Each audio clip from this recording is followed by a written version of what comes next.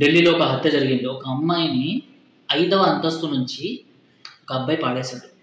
అమ్మాయి పేరు నేను ఇక్కడ మెన్షన్ చేయను. అమ్మాయికి సంబంధించిన వీడియో ఇప్పటికే వైరల్ అవుతుంది. అమ్మాయికి సంబంధించిన సిస్టర్, చెల్లి పాపం. ఆ అమ్మాయి మీడియాకి ఇచ్చిన ఇంటర్వ్యూ ఏమిచ్చిందో దాని గురించి నేను మాట్లాడాలనుకుంటున్నా. అయితే అబ్బాయి పేరు తౌఫీక్. తౌఫీక్ హిందూ అమ్మాయి ఎవరైతే ముగ్గురు అక్క చెల్లెలు ఉన్నారో వాళ్ళతో ఫ్రెండ్షిప్ పెంచుకున్నాడు. ఫ్రెండ్షిప్ పెంచుకున్న తర్వాత ఈ సదరు ముగ్గురు అమ్మాయిలు ఎవరైతే ఉన్నారో మన కాలనీ అతనే కదా, సో అన్న అనుకోవచ్చు, మనం మాట్లాడవచ్చు అని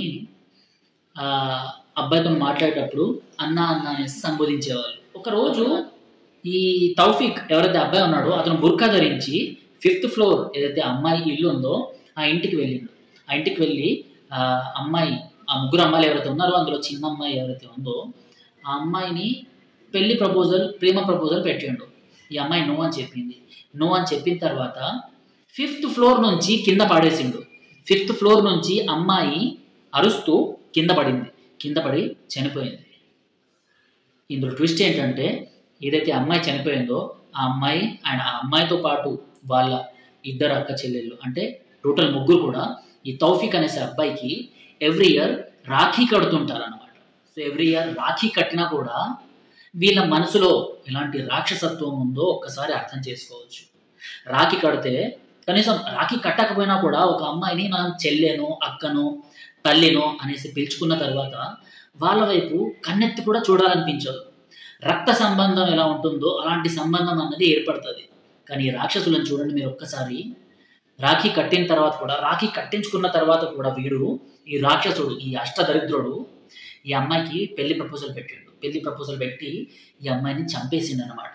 ఇలా లవ్ జిహాద్లు మన కళ్ళ ముందరనే చాలా జరుగుతూనే ఉన్నాయి.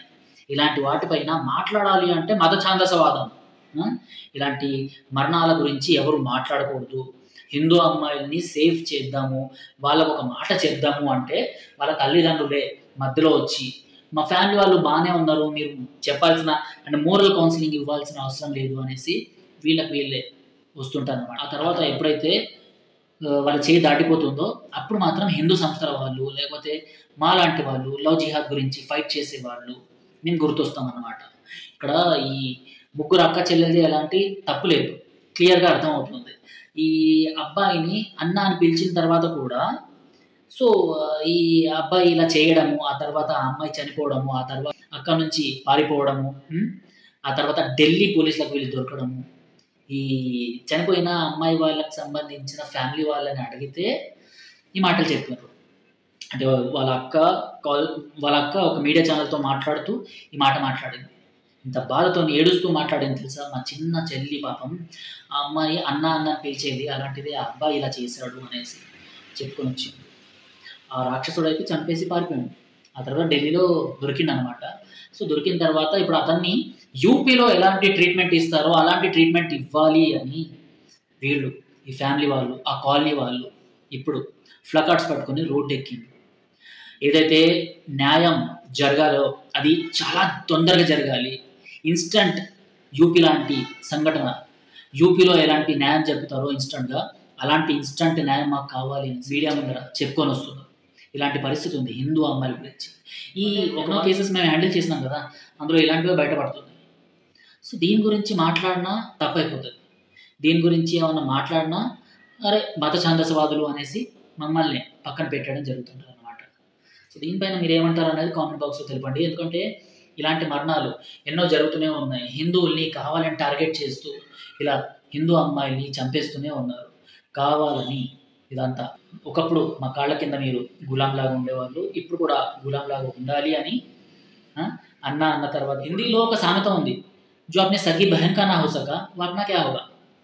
అంటే సొంత అక్క చెల్లెలనే విడిచిపెట్టిన వాళ్ళు మనము అన్న, చెల్లె, తమ్ముడు అనేసి పిలుచుకున్న తర్వాత మనల్ని వాళ్ళు విడిచిపెడతారా?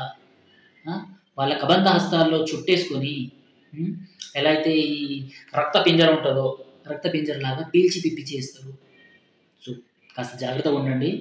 అమ్మాయిలు ఎవరితో మాట్లాడుతున్నారు, ఎందుకు మాట్లాడుతున్నారు, ఎవరు మన ఇంటికి వస్తున్నారు, ఎవరిని నమ్మొచ్చు, ఎవరిని నమ్మకూడదు అన్నది ఒక్కసారి ఆలోచించి స్టెప్ వేయండి.